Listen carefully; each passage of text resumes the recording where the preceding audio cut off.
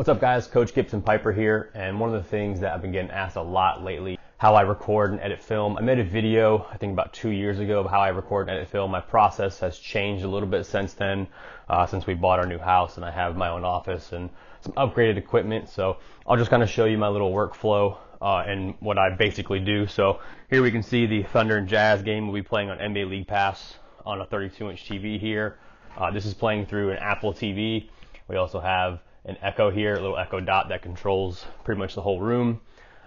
This gets recorded into my iMac computer via HDMI and then USB through an Elgato capture device.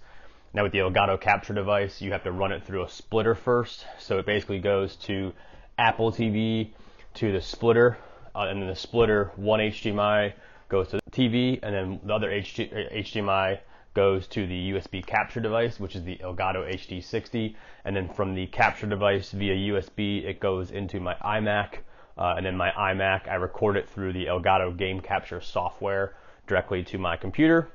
Then once it's in the computer, what I'll do is I'll put it into Final Cut Pro, is the editing program that I use. So in Final Cut Pro, normally speaking, what I do is if I'm focusing on one game, for instance, like right now I'm rewatching the Thunder and the Jazz from last night's game.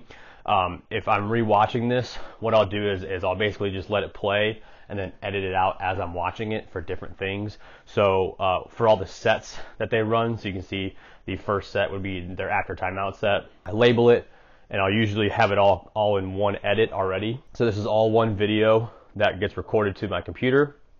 So here's the raw film, and so in the raw film, what I'll do is as I'm watching, I'll go through and chop it up into like segments or different clips, and then those clips I take and organize on my computer in different ways.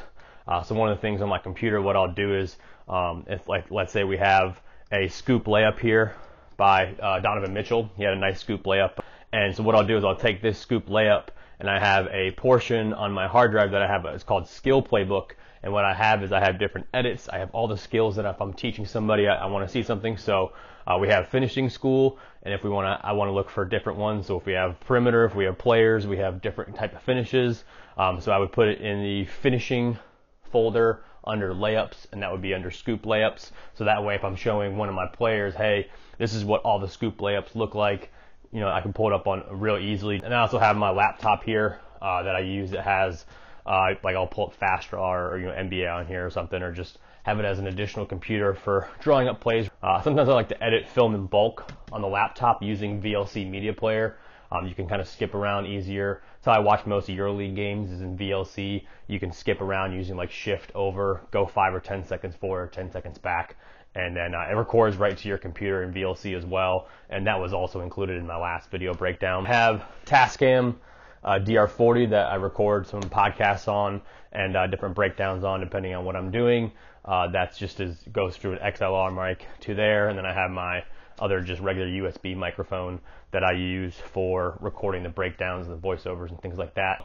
That's kind of the breakdown of my workflow and how I do things. I hope you guys understand a little bit more of what I'm doing. I do have Synergy. I use it, you know, when I need to. I'll pull up film from Synergy pretty quickly, but for the most part, a lot of my film editing is done through this process overall, and that's kind of what I do. So if you guys have any additional more questions, please let me know in the comments below. Hit me up on Half Court Hoops on Twitter, and we'll talk to you guys next time.